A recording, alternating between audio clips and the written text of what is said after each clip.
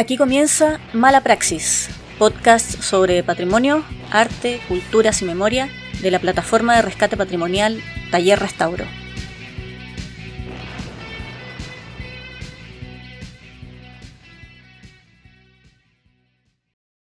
Bienvenidos a un nuevo episodio de Mala Praxis, nuestro último episodio de la temporada. Hoy estamos con Paz Galdames, artista, ceramista. Ya vamos a hablar de todo eso porque es demasiado largo el currículum. En Viña del Mar, en esta casa preciosa que se llama Atelier 2 Norte. 2 Norte. ¿Cómo estás, Paz? Súper bien, muchas gracias por invitarme a Mala Praxis. Cuéntanos un poquito cómo te vas. Primero, ¿quién eres? ¿Cómo entraste en el mundo del arte en general, ¿no? Hace un rato te preguntábamos acerca de qué había sido antes, si la cerámica, la música, etcétera. Hay un recorrido que viene desde tu niñez en el mundo de las artes en general. Cuéntanos un poco cómo ha sido eso. Bueno, yo, cuando chica infancia, yo creo que como a los 8 o 9 años, empecé a estudiar música. Ahí es donde conocí a la Giselle en el experimental artístico. Quedó claro el nepotismo aquí, ya. De entrada. De entrada. Aquí no vengamos con falsedades. 12 años creo que tenía. Claro, en el experimental artístico entré a estudiar música y me metí a flauta traversa. Y de ahí fui al conservatorio. No me acuerdo hasta que estuve en el conservatorio, yo creo hasta como los 15, 16 años. Como que hice toda la parte básica de una carrera profesional de música, porque me faltó la otra, o sea, me faltaron los últimos 4 años, yo creo los últimos 5 años, no recuerdo bien cuántos años será la carrera de música. Como 1000. Como 1500, no sé. 1500. Pero bueno, hice toda esa parte básica y después salí de ahí. Yo creo que era por la presión misma que significaba estudiar música en el conservatorio, la profesora que tenía, que era súper nefasta. Yo creo como que era otro tipo de educación a la antigua. A la antigua, ¿cachai? Como, lo hiciste mal, eres un estúpido, era como muy fuerte. Violenta. Era súper violento y yo creo que muchos niños en esa época dejamos la música no porque no nos gustara, sino porque no soportamos la presión, ¿no? ¿Sí? Y de ahí iba a un colegio que se llamaba ISUCH, que era como Instituto de Estudios Secundarios de la Universidad de Chile, para no dejarlo solo con las siglas. Y ahí después me metí a artes visuales. Y eso... Y ahí terminé esa carrera de artes visuales, me especialicé en escultura. Esa es como la parte de niña y juventud, digamos. ¿Pero había un asunto familiar ahí? ¿Por qué? No. ¿O fue elección tuya? No, mi familia no está ligada a la música. Ya. No. Respetaron tu impulso. Yo creo que es lo que me he dado cuenta, yo creo, ahora más vieja, que como que yo no sé hacer otra cosa, ¿cachai? Como que uno intenta a lo largo de la vida, cuando, no sé, pues salí de artes visuales, uno sale súper perdido de estas carreras porque nadie te enseña cómo crees enfrentar el mundo y realizar como tu trabajo, ¿cachai? Este es tu trabajo, no es un trabajo anexo. Siempre las artes se ven como que si fuera el hobby que tú tienes que hacer, pero el trabajo real es otra weá, ¿cachai? No esto, que es tu trabajo. No hay una orientación a claro, que no hay tú una puedas orientación a que en realidad tú puedas afrontarte en el mundo laboral con siendo tu artista, trabajo siendo artista. Siempre está visto como un pero ¿qué haces? Entonces tú haces esto, pero ¿qué más? ¿Qué más haces? O sea, ¿con qué sobrevives? Soy profe. Exacto, ¿cachai? Bueno, le pasa mucho a la filosofía, bueno, ¿qué hace? Bueno, termina siendo profe, ¿cachai? Es como normal, en la carrera de danza se llama pedagogía en danza, muchas veces, ¿no? Claro, pero dedicarse como yo eso siento que yo al final me di cuenta que yo no sé hacer otra cosa sino que crear cosas. Es como, claro, puedo trabajar de lo que queráis, de mesera, de lo que queráis, pero en realidad lo que a mí me gusta hacer y a mí lo que me mueve a hacer esto, o sea, como crear. Crear. Sí, más que hacer clases, que uno sobrevive también con las clases, que es lo que vamos a decir, que también hago clases, me gusta, pero el proceso creativo es lo que a mí me gusta hacer. Es mi trabajo, pues, no es otro. Y de la música pasaste a las artes visuales, a la escultura. Claro, es que tú tenés que pensar que eso fue hace cuánto, 20 y tantos años atrás, o sea, yo tengo 45 ahora, claro, hace como 20 y tantos años atrás. Claro, pasé de la música a la escultura, siempre me moví como en este tipo de colegios, ambientes, o sea, estuve en el experimental artístico, después en el ISUCH. No conocí tampoco mucho otra realidad de ni colegio, ni amigos, ni como mundo. Entonces, en eso me movía yo siempre. Como circuitos. Claro, claro. Yo creo que está medio como el día de hoy. Hubo una época también que yo recuerdo que estuviste haciendo serigrafía. Sí, pero es que también es ligado con todo eso, porque uno siempre se va moviendo, o sea, insisto, las artes no son solo una cosa. Ahora yo estoy con este proyecto que es Sonora Cerámica, que trabajo desde el sonido. No sé, pues sonido, materia, memoria, que es más o menos lo que yo trabajo con esto. Pero las artes uno a lo largo de toda la como vida que uno tiene y como el recorrido que uno hace, uno va haciendo distintas cosas, pues va probando distintas técnicas. No sé, pues también, por ejemplo, está la cerámica ilustrada, donde tú trabajas con serigrafía también. Y sí, trabajé un tiempo con serigrafía, se llama mecánica visual. Trabajé como 5 años en eso. Éramos un equipo de trabajo. Y ahí vivía en Santiago y hicimos varias cosas en serigrafía. Pero sí, pues siempre como intentando estar como ligada más a la creación que en otras cosas, siendo que han habido momentos de mi vida que no lo he hecho. ¿Y las temáticas con las que abordáis tus creaciones ahora?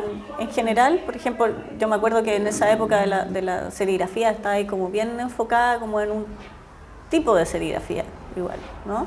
Sí, yo creo que ese tiempo era más de exploración en la serigrafía. Igual como que yo creo que cuesta encontrar como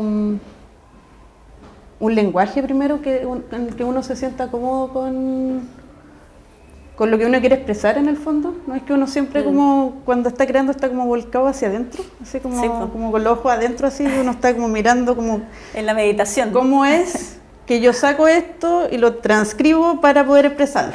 Como algo así, ¿no?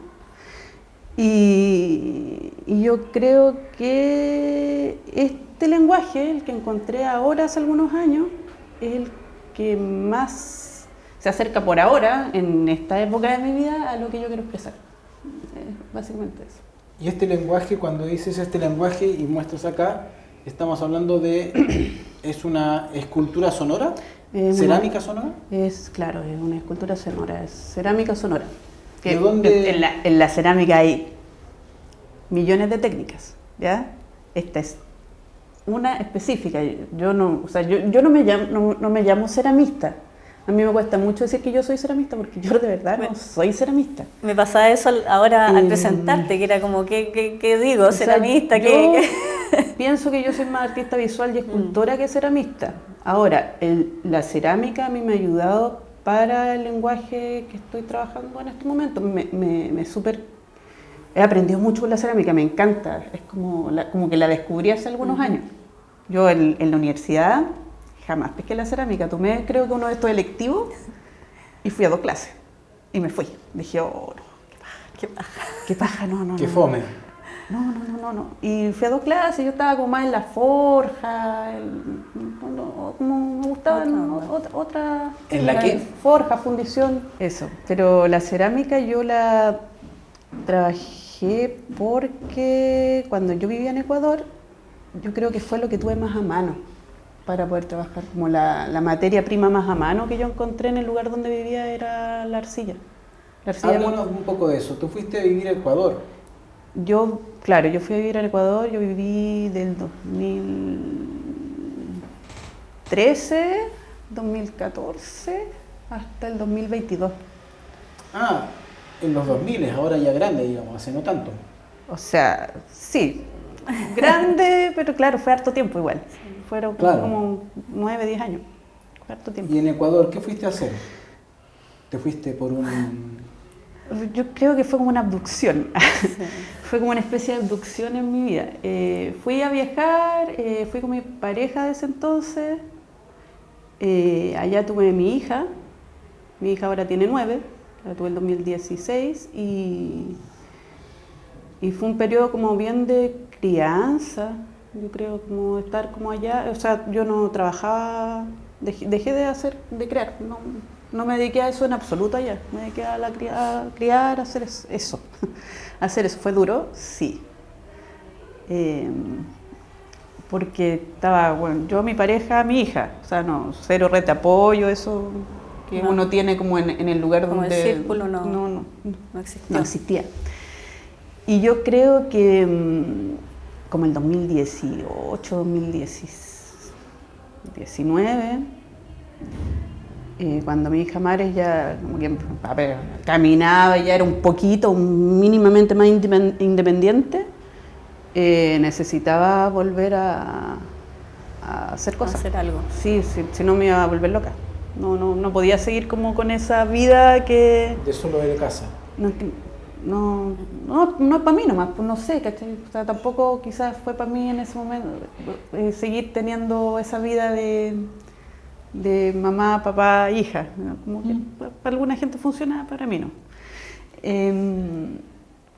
Y ahí yo vivía en un pueblito bien chiquitito que se llama Manglar Alto, que es en el cantón Santa Elena, zona costa de Ecuador, cerca de Guayaquil, pero hacia la costa, te ubico como en el mapa ya. Y hay un pueblo muy cercano ahí que se llama Valdivia.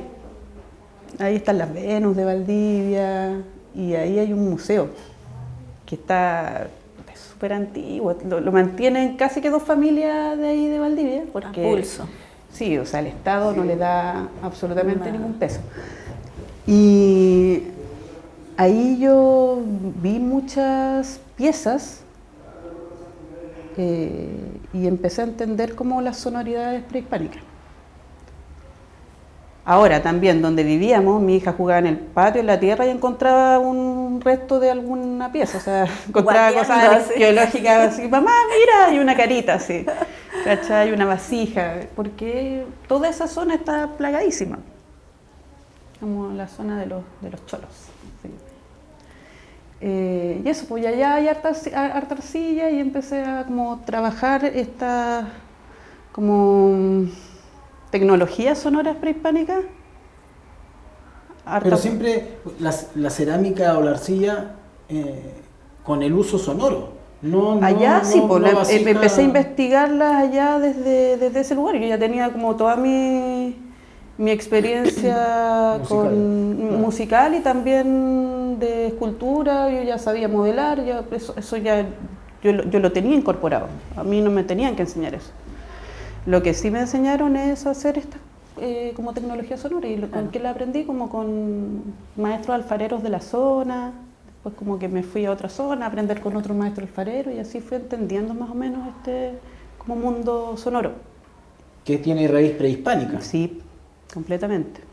Y ahí hay una vocación de... Tú tenés que entender que, o sea, que lo que entendí yo en todo este tiempo, que como en toda esta zona nosotros somos como únicos también, pues tenemos como un sonido. ¿Cachai? Desde acá hasta como Mesoamérica tenemos como sonido y toda la parte también de la cordillera, o sea, nosotros somos andinos, ¿cachai? Y eso de ser andinos también es súper fuerte porque también hay sonidos ahí y se repite. Hay como un tema de identidad asociado al sonido. Sí, pues, y eso también tiene que ver con rescatar esas cosas y tiene que ver con la memoria de cada uno, ¿cachai? Eso me interesa harto, porque lo mencionaste hace un ratito, como el tema de la memoria. ¿Cómo abordas, cómo sientes tú que haces ese rescate a través de tus piezas, del rescate de los sonidos, del rescate del oficio, de todo un poco? Como en la parte sonora, el rescate es lo que te estaba contando Claro. recién, po. Es como ver toda esta parte como ancestral sonora y como resignificarlo un poco ahora, pero como incorporar estos sonidos, ¿cachai? Incorporarlos. Son nuestros, o sea, si tú de verdad te dedicas a investigar como los sonidos, se repiten, y hay sonidos que realmente uno como que vibra con ellos, no sé. O los tenéis incorporados Sí, así, sí. por defecto. Claro, eso por un lado. Por otro, yo trabajo como, yo siento como una memoria personal y otra como colectiva, pues como, no sé, pues personal, como, no sé, pues trabajo, hartas de mis piezas tienen que ver con recuerdos, lutos, como cosas súper íntimas mías, ¿cachai? De repente les pongo frases, también el sonido que tienen estos animalitos, estas criaturitas, dependiendo de... Esta se llama La procesión va por dentro. Te he escrito eso. ¿Ya? Y dependiendo de lo que digan, es el rostro que tienen, o sea, todo esto tiene un alma, ¿me entendés? Claro. Cada ser tiene un alma y ese alma tiene una voz y es como un todo. ¿Cachai? ¿Tiene un alma? Un alma, claro. Sí. Eso es también de una manera... Yo creo que sí, o sea, eso... Eso de los ancestros. claro. O sea, yo creo que cada uno que crea hace una creación y no sé, pues le da un alma. Le da un alma. Y eso también los pueblos ancestrales también pensaban así. Claro. Yo estoy completamente de acuerdo con ellos. Claro. Además es muy bonito no veo porque- su lógica. Porque haces efectivamente como una Tienen- estética que es propia, Sí, y un tienen, o sea, y significado. tienen un relato. Este es un relato de una situación y para mí significa algo. Yo a mí no me gusta explicar mucho qué No. significan para mí mis piezas, no porque no quiera, sino porque quizás para otra persona cuando están en exposiciones Claro, puede o las significar. ven, significan otra cosa y les remueve otros lugares. Po. Claro, Que no es además lo que que yo sí. les pueda decir qué significan estas piezas, porque son súper personales. Sí, pues. Eso, con estas piecitas. ¿Tiene nombre? Esta se llama así, La procesión va por dentro. Tengo otra que se llama ¿Dónde demonios quedó mi corazón?, que fue cuando se murió mi perra, que es como una parecida a esta. La tengo ahí adentro.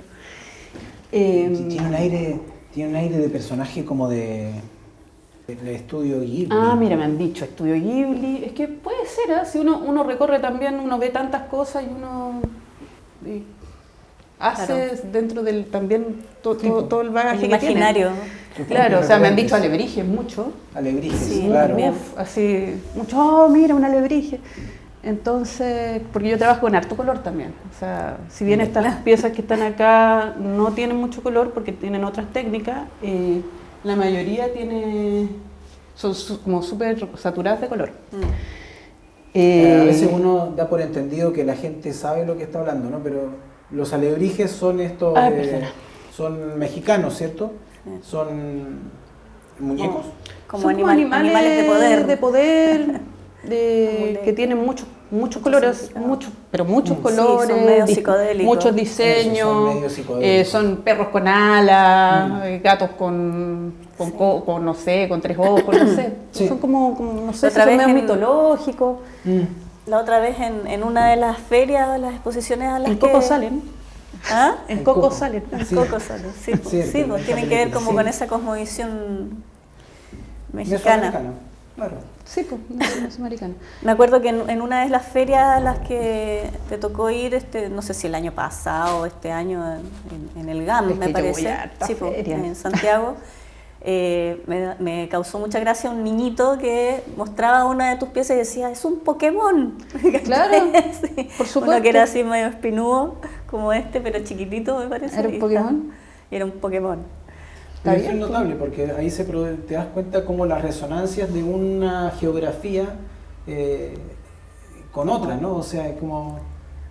Imaginarios, además de distintas generaciones, de distintos Claro. lados. Claro. Sí, pues. No, a mí me encanta, por ejemplo, Cuéntame. o sea, mucho cliente mío son niños. Son niños. Son Claro. niños y me encanta. Me encanta que agarren todos estos sonidos. Silbatos, las ocarinas. Se vuelven locos. Me encanta que jueguen con esto. Yo le tengo cero miedo a que tomen mis piezas, que hagan sonar todo, absolutamente todo. Hablábamos antes de grabar de esta piecita que ahora no tienes, ¿no? Pero que es la que yo le digo la rompetímpano. La rompetímpano, que es un silbato águila. Ese silbato águila creo que es como de originario de Perú. Y pega un chillido. Pega un chillido, es como un... No, mira, no tengo ahora, los vendí todos en la última feria que fui. Porque los niños pero se la llevan. Me encanta. Ahora, pero ahí hay una cosa que es muy interesante, porque esa águila, el silbato águila, tiene forma de águila. Y suena como ave rapaz en picada. Claro. Ese es el sonido que tiene. Ave rapaz en picada. Entonces... Pero no todos son así, ¿no? No, pues ese tiene ese sonido específico, porque, a ver... Porque yo te preguntaba antes de que saliéramos al aire, ya, estas son creaciones tuyas, sí, ¿no? Y tú me mostraste otro que me gustaría que lo mostraras, sí. Que tú decías es una reproducción. Esta es una réplica, es la única réplica que yo tengo ahora en mi poder, que hice, porque... las otras las dejé en Ecuador y otras se me rompieron. ¿Y esta está llena con agua? Esta tiene agua porque es una vasija silbadora. Vasija silbadora tiene 2 contenedores, un tubo al medio, se le echa agua y aquí está el silbato. ¿Ya? La cabecita de este animalito es el silbato. Esto es para explicarles un poco tipo de tecnología, ¿no? Sí. ¿Cuál es el sentido para que suene este silbato? Que el agua va a ir de aquí hacia allá, va a empujar el aire y va a sonar el silbato. Claro. Sin agua no suena. Y no es que se sople tampoco. O sea, podría, pero no suena igual. Claro. No es la gracia. ¿Queréis que lo haga sonar? Sí. Sí, a ver si se alcanza a percibir. Buenísimo. Ahí tienen los ojitos además para... ¿Querías hacerlo sonar? No, pues se me cae. No, está bien. Yo como con las guaguas, así, ¿no? Me gusta esto de la réplica, ¿no? O sea, porque finalmente... Yo trabajé harto con réplica, o sea, mucho con réplica, para entender la sonoridad, para entender las tecnologías, para entender también cómo las trabajaban. Esta es casi que una réplica, como yo me tiro flores, como casi que una réplica perfecta, que me quedó muy igual. Muy pero ¿Por qué digo que es interesante lo de la réplica? Porque así como hablábamos antes del alma que le entrega, ¿no? el hacedor. Y en este caso el hecho de que sea zoomorfo, es decir, esto reproduce la forma de una zarigüeya, de un opósum, de algún animal, digamos, de marsupial de la Mesoamérica.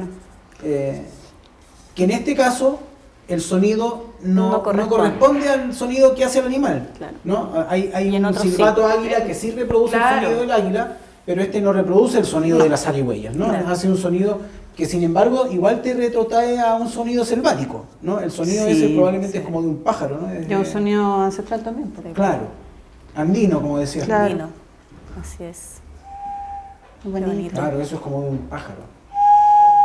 Me encanta esta pieza. Como de bosque del sur. Sí, es muy linda esta pieza, me encanta. ¿Y esta es la única que te va quedando réplica? Las otras mira, tú podéis ver en mi Instagram como todo. Yo las tengo ahí todas fotografiadas. Claro. Tengo muchas piezas que dejé allá, pero no me las podía traer en el avión, no, las regalé. A mí me las podías traer porque pesan mucho? Porque te iba a parar y iba a decir no, mucho. O sea, me venía con una perra, una gata, una hija. Era una mudanza. No, claro. No, me traje una guitarra, me traje me traje mis herramientas, y cuando uno se cambia tiene que dejar cosas. Sí. Y creo que también lo que sentí en ese momento, por más hippie que suene, es que las piezas que creé allá de la cultura de las culturas de Ecuador, de piezas sonoras, las dejé allá en Ecuador. Eran como parte de allá. Eso. Entonces, como las dejé allá, las regalé y hubo, como que las dejé como guardiancitos de algunas casas de amigos queridos que yo tenía allá.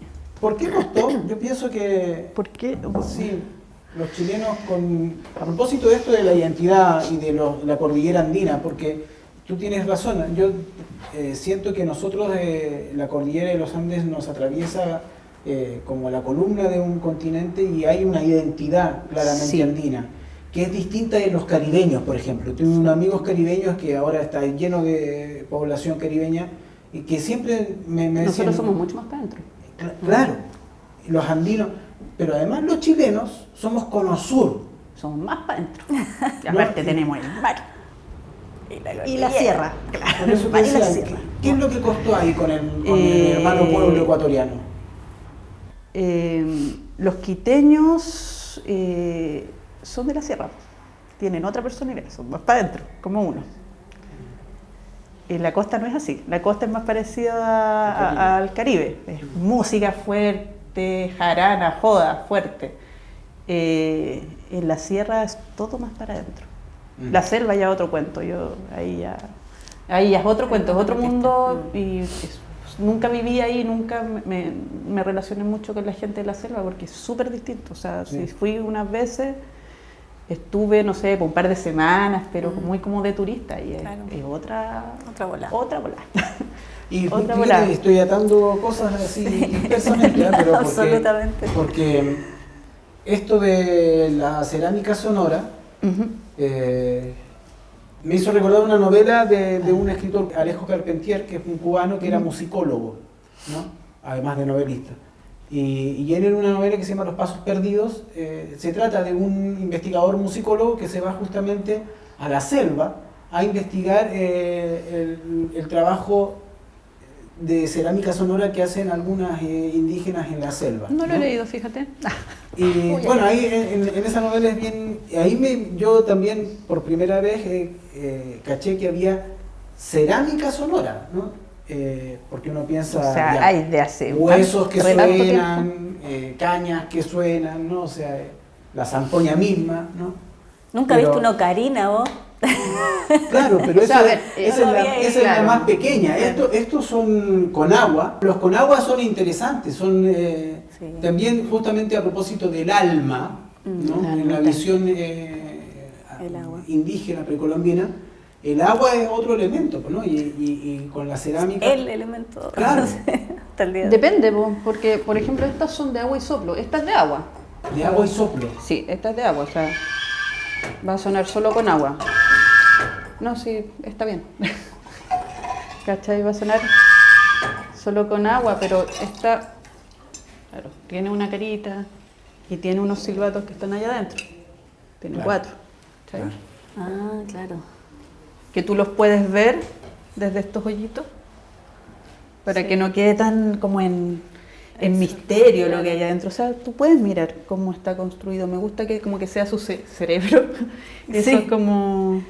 Ahora, además uno se imagina el uso ritual de estos sonidos. Claro, ¿no? O sea, ellos tenían un uso ritual. Yo creo que todos tenemos distintas ritualidades, ¿cachai? O sea, hasta el cocinar puede ser una ritualidad para algunos. Pero yo creo que todos, para hacer ciertas cosas, o para poner término a algo, empezar algo, o cerrar procesos, tenemos y hacemos ritos de paso. Ritos de paso. Que ahora, claro, en el ahora es muy distinto quizás al de antes, no lo sé, ¿cachai?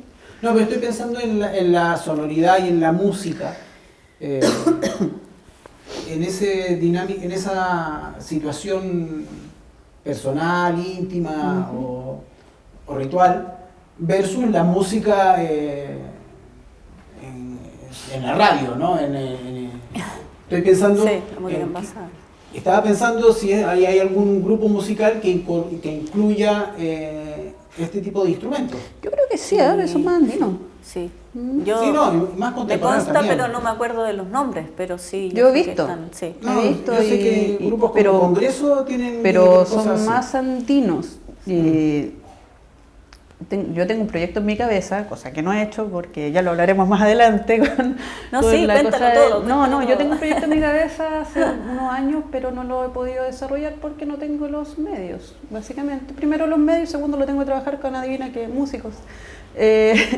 Y como artista visual se me prohíbe trabajar con músicos porque está todo parcelado. Hay una parcelación y como que se segmentan las artes, como que ya, los músicos no nos podemos juntar con, no sé, los artistas visuales. ¿Quién te lo...? Si yo quiero postular algún fondo, están segmentados, ¿me entiendes? Claro. Como si el arte no fuera transversal, como que si no nos pudiéramos juntar. O sea, ¿quién te dice que yo como artista visual no puedo tocar un instrumento? Es como eso, como yo puedo hacer todo eso. No, habría que preguntarle a las personas que hacen las bases, que generalmente no tienen ninguna relación con las artes. No, entonces, pero eso es un plazo distinto, quiero decir, o sea, si lo que tú dices, estoy armando un proyecto, estás pensando en el proyecto para postularlo a los fondos. Sí, ¿no? Porque yo no tengo los medios para realizarlo. Claro.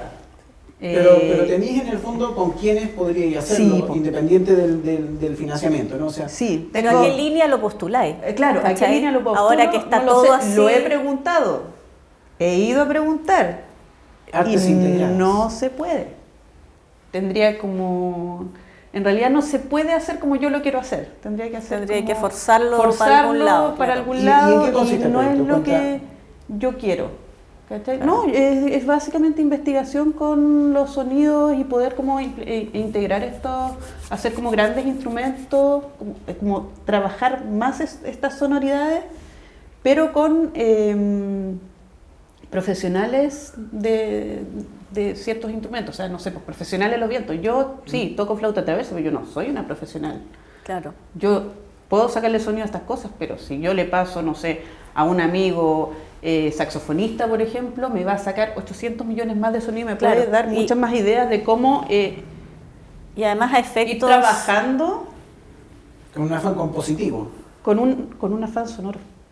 Y además a efectos de un proyecto, tú no para poder como trabajar mejor ese sonido y buscando la sonoridad. Ahora, la composición no tiene que ver conmigo, tendrá que ver cómo la ejecuta cada músico. Yo quiero hacer como una línea de instrumentos. ¿Cómo la ejecutan? Ahora, yo puedo llegar a más sonoridad si trabajo en conjunto con profesionales del sonido, porque van a sacar más sonido que yo. Porque a efectos del proyecto, además, yo puedo hacerlo. Claro, como artífice de la parte material del objeto. Del hacer. Claro. Entonces ahí es un tema como enlazar las dos cosas. Como un artículo. Y es complejo. No sé, capaz que le encuentre la vuelta en algún momento. Sí, hay no lo saben. Es que son dimensiones distintas, porque claro, hay un tema obviamente en la dimensión de las bases, de las políticas, ¿no? De cómo se ve parceladamente desde la burocracia estatal el apoyo a proyectos de este tipo. Pero otra cosa es justamente esta dimensión que yo te decía, hay una dimensión, tú hablas de algo sonoro y no necesariamente compositivo. Yo te decía, para alguien que... O sea, sí, pues siempre al final tiene que haber una muestra, ¿cachai? Y ahí obviamente tiene que estar ya toda la cosa compuesta. En algún momento para llegar al público, pero esto tiene que ser o un disco, o además de un disco... Y una presentación con rebombancia y todo. Claro. Sí, pues tiene que estar eso. Obvio, pero no voy a ser yo la que componga. No. Yo voy a estar trabajando en las piezas, en el fondo. Pero para trabajar esas piezas yo sí necesito trabajarlas con un profesional. Y tampoco hay como una línea para luthiers, por ejemplo, que podría ser que tú estuvieras media ahí, claro, ¿cachai? Pero tampoco, también forzado, pero entonces, ya, más cerca. Es difícil la cosa de los fondos. Y además, por otro lado, porque esto ya, temas de fondos que apuntan más al tema creativo, ¿no? a las artes, etcétera, a la cultura, pero también hay otras vías para conseguir estos recursos, ¿no? que todos necesitamos, pero que tú estás diciendo ahora no tengo los recursos, necesito sí o sí postular un proyecto, que son, por ejemplo, no sé, otros fondos, Cercotec, Corfo, todas esas cosas, ¿no? ¿Cómo ha sido tu experiencia ahí, con ese tipo de políticas? Ya no las políticas culturales que ya hemos hablado, que ya sabemos que están parceladas, que no sé qué, que patitín, patatán. A ver, ¿Cómo ha sido tu experiencia desde esta otra arista que tiene que ver como... Cercotec, yo me gané un Cercotec, el Capital Abeja. Que además está orientado a mujeres, específicamente. Específicamente a mujeres, me gané el Capital Abeja, no me acuerdo, estamos en 2025, debe haber sido el 2023. Ponele que fue el 2023. Como para emprendimiento. Claro, como que te tenés que hacer el... persona no natural, no me acuerdo. Claro. Tenés que hacer empresa. Tenés que hacer empresa y tenés que postular, claro, personalidad jurídica y todo ese rollo, para postular por un fondo de 3,5 millones, que era lo que costaba el horno. El puro horno. El puro horno costaba eso, ya, es como comprarse un auto, el horno, carísimo. Y ya, me gané eso. ¿Y el horno lo tenías en tu casa? Lo tengo en la casa de una amiga ceramista que vive acá en Viña. Que a ella se le fundió el horno el año pasado con mis piezas, bueno, ahí hubo sí. Y a mí justo me había llegado el horno el año pasado, antepasado, como que ya la cabeza uno no le daba tanto. Y justo me había llegado el horno, yo lo tenía en mi casa guardadito porque ese horno necesita otro tipo de instalación eléctrica. Porque trifásica, ¿no? Sube mucho, o sea, el horno ese llega hasta 1300 grados, ¿cachai? O sea, tú tenés que entender que los procesos cerámicos son súper largos. Cuando yo termino una pieza, se seca la pieza, la meto al horno, es un día entero que está como en el horno, ¿cachai? Desde que entra la pieza hasta que se puede sacar. Y después se saca, se esmalta todo, después de nuevo al horno. Para el esmalte. Claro, esta pieza, para que salga bizcocho, que es la primera quema, la quema es a 980, 1040 grados. Para que llegue a esa temperatura son varias horas que tiene que estar el horno prendido. Y después, para poder sacar la pieza, tiene que estar casi frío, porque si no la pieza se quiebra. ¿Y el consumo de electricidad se te va a la...? Sí, es que por eso necesitáis como... hacer como una red distinta y una cosa eléctrica distinta que yo no podía hacer en ese momento porque arrendaba una casa y me salía 800 lucas. Solamente la instalación. Claro. Mi amiga que se le quemó el horno, se le derritió, tenía la instalación hecha, entonces le dije, pero yo me voy a mi horno para allá. Pues. Si al final yo voy a estar en Viña, estoy en este taller y tu casa me queda a 10 cuadras. Ya. Eso. Claro. Yo me acordaba que en algún minuto conversábamos respecto a esta especie de vacío, ¿no? Como de planteo medio incompleto en este supuesto apoyo, además apoyo súper como enfocado en las mujeres, ¿no? Que históricamente tenemos además temas de cuidados, ¿cachai? De otras actividades que muchas veces no están tan asociadas como al mundo masculino, ¿no? Que no porque no debiera ser así, sino porque así se ha ido dando, así lo han... Yo me acordaba de esa conversación que tú me decías, y claro, me prestan el apoyo para yo poder comprarme mi horno, pero no consideran que solamente prender el horno me sale un palo. No, es que no consideran nada de eso. No consideran que vivo en una casa donde no hay electricidad trifásica, no consideran que además tengo una hija, ¿no? ¿Cachai? Como una serie de cosas que se supone que si está orientado para una mujer... Yo leí este año el Capital Abeja porque estaba ayudando a una amiga justamente a que lo postulara y cambiaron las preguntas iniciales. Antes eran 10 preguntas súper fáciles de responder, que la puedo responder yo que tengo, imagínate, yo que tengo estudios universitarios, la puedo responder pensando bien estas respuestas. Ahora son 30 preguntas y es casi imposible poder responderla. Imposible. O sea, o le preguntas a la IA cómo responderla, o te la tiene que responder una persona que estudió, no sé... Experta en el tema, claro. Y experta en, no sé, administración de empresas, no sé. Pero una persona que quiere recién tener su emprendimiento, que es dueña de casa, que quizá quiere, no sé, hacer las empanadas, da lo mismo, si el Capital Abeja no es para artes solamente, es para, no sé, para cualquier emprendimiento de cualquier mujer, y sobre todo para sectores como artesanales o que están más vulnerables y que no tienen esos fondos. O sea, 3,5 millones tampoco es tanta plata, pero lo es para una persona que no tiene esos ingresos, ¿cachai? Entonces, ¿cómo cresta le hacen 30 preguntas inentendibles? O sea, que voy a tener que contratar a alguien ahora para que me responda esas preguntas para que recién me lean el proyecto. ¿Cachai? Porque las preguntas pasáis como por etapas en el Cercotec. La primera pregunta no es que te lean el proyecto, es como que te revisan las preguntas una computadora, me imagino, no sé. Y de ahí estáis seleccionado o no seleccionado. Si te seleccionan, bueno, ahí te ven el proyecto y te ven el video.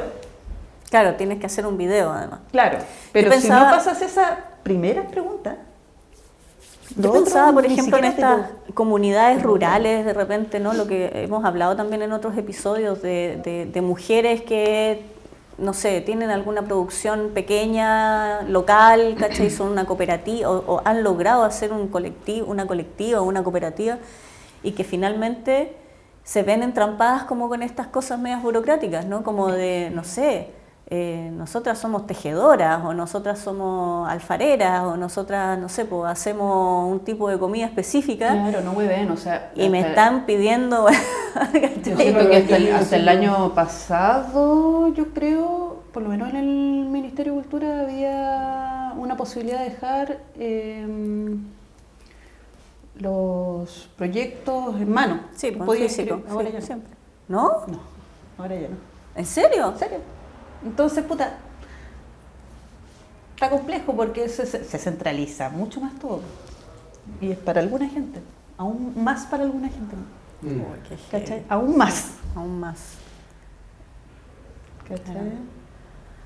Yo lo pensaba, yo venía con esa pregunta muy presente porque te lo decía antes de que partiéramos. Y Cercotec también, yo creo que sí. No. Porque precisamente yo decía, esta temporada de alguna manera la inspiró la conversa contigo de hace un par de años o del año pasado, no sé. Porque tú me decías eso, me dices, claro, me gané un fondo y me pude comprar el horno, ¿Y ahora pero no lo puedo usar, claro, ¿y ahora ¿cachai? Y no hay alguien que te oriente tampoco y que te diga, oye, ¿sabes qué? Te vaya a comprar un horno, pero vaya a necesitar la instalación eléctrica. No sé, ¿cachai? Como, si no sabís esas cosas desde antes de postular, fuiste, ¿cachai? Y como que no hay un acompañamiento en ese sentido. Más todo lo que hemos hablado de... Y tenéis que tener el 10%... Y tenéis que tener un 10%, claro, y tenéis que... No, y tenéis que tener el IVA también, que como 1 millón más, pues te pasan claro. Los 3.500, tenéis sí, que los 3,5 millones, no tenéis que tener el eso. IVA. Pero bueno, igual, si no me hubiera ganado ese fondo, no tendría horno, así que... por lo menos lo pudiste por lo menos tengo instalar horno. En alguna parte. Sí. Claro, yo me estaba haciendo otra pregunta, pero es de ocioso, porque... O sea, claro. Porque me respondí yo solo, quiero decir, o sea, porque dije, ¿y cómo lo hacían los pueblos mesoamericanos andinos cuando hacían esto? ¿Cómo lo hacían los chinos? Si no tenían 1300 grados de horno. Porque hacían horno a en leña, la montaña. Pues, sí, claro. No, o sea, a ver, de partida, o sea, acá se ocupaba como cerámica de muy baja temperatura. Entonces, es que tú tenés que, te voy a dividir las cerámicas. Está la de muy baja temperatura, que es como la greda. Ajá. Acá, ¿cachai? Que se quema como a 850, 980 grados. Eso lo podemos hacer en un horno como a leña, ¿cachai? Los típicos hornos que tú veis de campo, pero a leña, que son para cerámica. Sí. Está después la cerámica de baja, que es con la que trabajo yo mayoritariamente, que se quema entre 980 y 1060, lo podía estirar hasta 1080. ¿Por qué no lo podía estirar más? Porque si no se derrite. ¿Cachai? Después está la de alta, que es la GRES, que esa ya vitrifica. O sea, como que todos los utilitarios, vasos, tazas, todo eso se hacen en GRES porque vitrifica, no pasa el líquido. Esta no es en GRES, por ejemplo, pero yo tengo que esmaltar todo. En GRES no es necesario esmaltar porque como que no hay porosidad. Claro, ¿cachai? Como que se vuelve más una piedrita, tiene más temperatura. Y esa es hasta 2240, creo que es la GRES. Y después la porcelana. Los chinos hacían los hornos adentro de las montañas. Claro, los chinos tienen unos hornos del porte de esta casa. Del porte de las montañas, una hueá gigantesca. Sí, agarraban el cerro, lo gradaban por dentro y alucinante. Metían fuego por adentro, por abajo y de arriba tenían la chimenea y en el medio ponían las piezas. Pero los chinos ya están en otro lugar de otra bola. Claro. Insisto, la cerámica es muy amplia, muy amplia. Yo me dedico y mi técnica en cerámica es una. Cada uno tiene Claro. Y se dedica e investiga a una cosa. Pero igual tú te has ido metiendo yo como creo en temas que los utilitarios. ceramistas tampoco manejan toda la cerámica, o sea, se dedican a algo. Más enfocado. Sí, hay gente que, no sé, pues se dedica a hacer esmalte. Yo con cueva sé sumar, ¿me entendí? Para mí es difícil hacer un esmalte, porque es química pura. Es química pura. Yo tengo las fórmulas y puedo con esas fórmulas que ya las tengo hacer los esmaltes, pero a mí no se me ocurre, porque no es lo mío, no es lo mío la química. Pero sí te has ido enfocando en esto, ¿no? Sí. Como en la cosa más utilitaria, o sea, por un lado está el hecho de que me suenan. Esto es lo único utilitario que he hecho, porque un día se me ocurrió hacer una cafetera y quería que tuviera una carita. Eso es una cafetera. Sí, y quería que tuviera una carita y me imaginé esta carita y dije, voy a hacer una cafetera. No, yo digo utilitario porque, esto es lo único utilitario porque hacen otras cosas, digamos, estas suenan, no están solo para adornar, a eso me refiero. Igual, ¿cachai? tenés que pensar que el arte nunca es un adorno. De partida. Si vemos el arte así, estamos complicados, ¿cachai? Pero sí, pues no es solo como para mirarlo, también suena. No es ornamental. Sí, o sea, también solamente. Y acá también tenéis algunas herramientas, algunos materiales. Sí, podemos, o sea, te puedo ir contando más o menos cómo... Bueno, estas son las típicas como el proceso cerámico para que podáis entender como que, por ejemplo, una pieza así puede demorarme 2 meses. Que la empiezo. La complejidad que tiene, claro. Pero esta así también me puedo demorar fácil 1 mes. ¿Por qué? Porque ya, para hacer esto, ¿yo qué hago? Hago las partes, ¿no? Hago las partes. Yo trabajo con técnicas cerámicas. ¿Qué técnicas ocupo? Las básicas son como pellizco, son técnicas, son pellizco, lulo, placa, que son como técnicas constructivas cerámicas, ¿ya? Yo las mezclo todas, no trabajo con una. ¿Pero no trabajáis con molde en algún momento del proceso? No, casi nunca. O sea, casi nunca. Tengo moldes, pero es como para... cuando he querido hacer como un plato, un bol, como de que tengo unos moldes para eso, pero no lo ocupo, casi nunca. Hago todo normal, pero también me gusta que sean todas distintas. Linda. ¿Cachai? Entonces, ya, ¿qué se hace primero? Las partes. La cerámica tiene la particularidad de ser una técnica que tenés que respetar los procesos y los tiempos. Si tú te apuras en los tiempos, se va al carajo. ¿Cachai? En cualquier parte de este proceso se va al carajo si tú no respetas los tiempos. Ansioso no te sirve ser en esto. Puedes como trabajar la ansiedad con la cerámica, probablemente, pero tenéis que respetar los tiempos. Entonces, ya primero se arman las partes. Yo armo todas las partes, bueno, los silbatitos por un lado, la cabeza por otro, las patitas por otro, como las partes de este cuerpo. Después espero 1 hora o al otro día, cuando ya tiene como una consistencia, que ya no está tan blando, recién las uno. Ya uno las partes. Después esperar otro rato más, quizás al otro día, un par de días después, cuando ya está más durito, ahí ya puedo, no sé, puedo hacer su carita. Yo acá mezclo distintas pastas, porque yo trabajo con pasta blanca, pasta roja y pasta negra, por lo general. Y voy como mezclando, le pego una cara de otro color, porque esta pasta es blanca y tiene pasta roja también. Y trabajo con engobes para el decorado. El engobe es el color. ¿Qué son estos? ¿Qué es un engobe? Es pigmento puro, que son estos, pigmentos puros, con la pasta que esté ocupando, la pasta blanca. Entonces se muele la pasta, se echa un porcentaje de pigmento, si quieres que esté súper como con mucho color, le echáis más pigmento, un 10, un 15% de pigmento, y como un fundente, que puede ser un poquito de esmalte transparente, qué sé yo. O podéis comprarlo en la casa del ceramista o en alguna tienda así, podéis comprar el engobe ya hecho y ya listo y no hay problema. Yo hago los dos.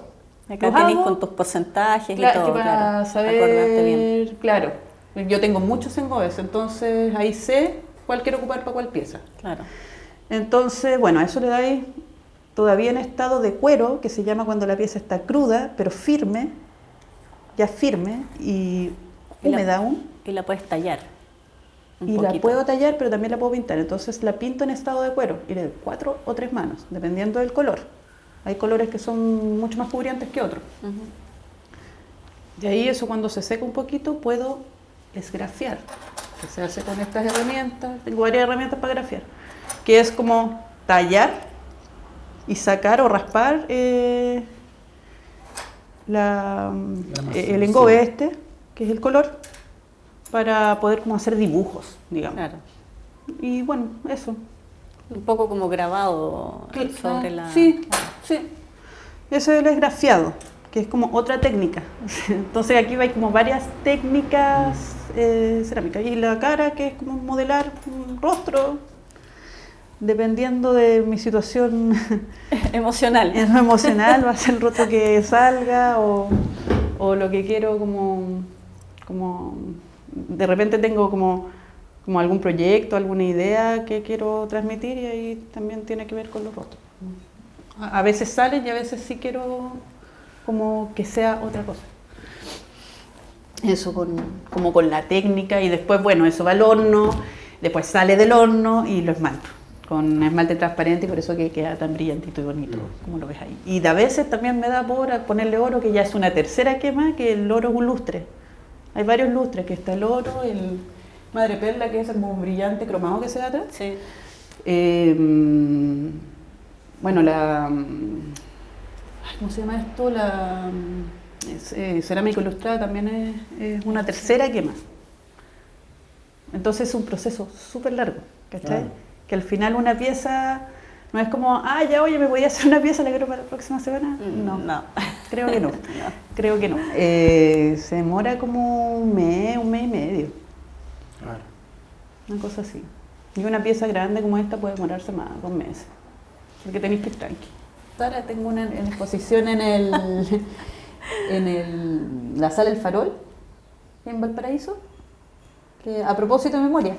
Es una pieza que hice el 2023, claro, el 2023 para la conmemoración de los 50 años del golpe. Y esa pieza la tengo expuesta ya, me gustaría habérselas mostrado ahora, pero está ya. Y podemos mostrarlo con una foto. Y esa pieza trabajé las palomitas que hacían los presos en dictadura, hacían estas palomitas de hueso. Y las de la ligrafía. Hice una botella silbadora, una palomita de hueso y otra de la ligrafía, y ellas interactúan entre sí porque las dos tienen silbato. Qué bonito. Y es muy linda esa pieza. Es muy lindo como el diálogo que ellas hacen. Es bonita esa pieza. Sí, qué bonito. Me gusta. Y eso también tiene que ver con la memoria como colectiva. Sí, memoria política. Sí. Eso. No sé, ¿qué más? No, tenemos ya como 60 minutos hablando, más o menos, así que nos vamos a ir despidiendo. Sí. Pero yo me voy muy feliz, me encanta siempre ver a tus monstruitos, a tus animalitos, criaturitas. A tus criaturitas. Y me encanta haber podido conversar sobre tu trabajo y tu periplo. Eso es. Desde aquella época, antaño. Desde aquella época.